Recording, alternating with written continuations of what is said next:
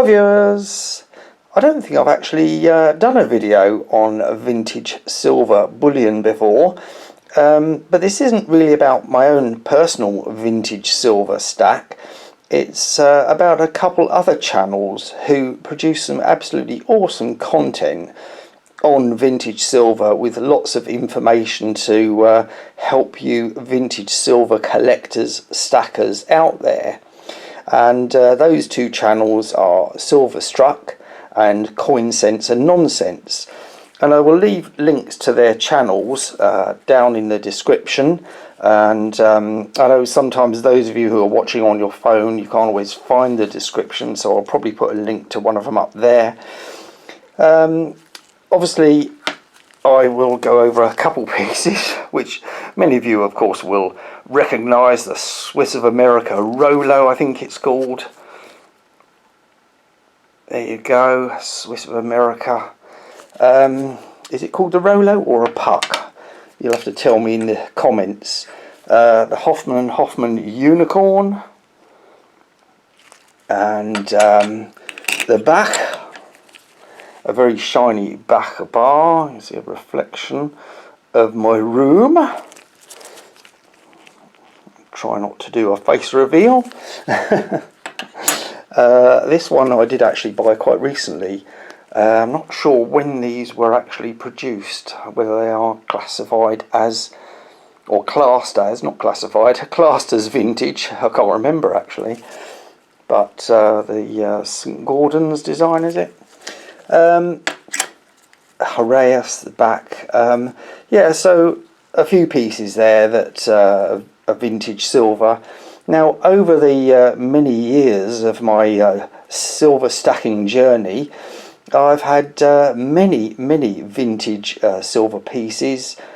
Johnson Matthey, Engelhard, absolutely loads that I used to get at my local coin shop.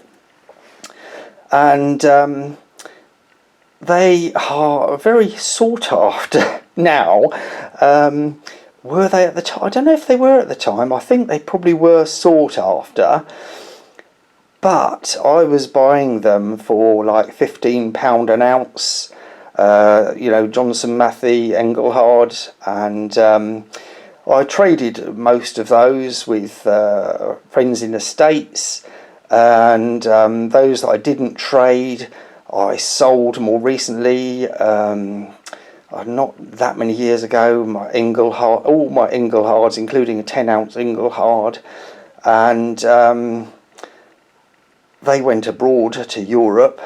But you know, I like tripled my money on a lot of it, tripled my money, and you know, some of you say, you know, just stack and hold and keep it. Yeah, you can, but you know, you can use them profits to put back into other silver. As you see, I'm not a massive vintage bullion collector, but I do like my vintage coins. And some of you may have seen the Simon Bolivar, which is one of very few coins with that incuse design. 10 Bolivares. Oh, the Cuban un peso. And talking of Cuba, should we call it Cuba, Igor did buy me a Cuban cigar for my birthday recently. Jose El Piedro. Anyway, moving on. The Philippines un peso. Let's have a better look at that. I'm sure many of you will have seen all these coins. I mean, obviously, all of you, those of you in the States, either have these or have seen them. The Panama Balboas. And of course, many of you around the world will, of course, have possibly the most recognisable vintage silver bullion, the Libertads. And there's Peru un Sol. Many of you probably will have seen them as well. I've got a couple of those. Yeah, so the video really is not about my own personal vintage stack. It has worked great for me. For example, talking about Cuba, I bought a 4 Cuban ounces of silver at my LCS for £60. That was £15 an ounce.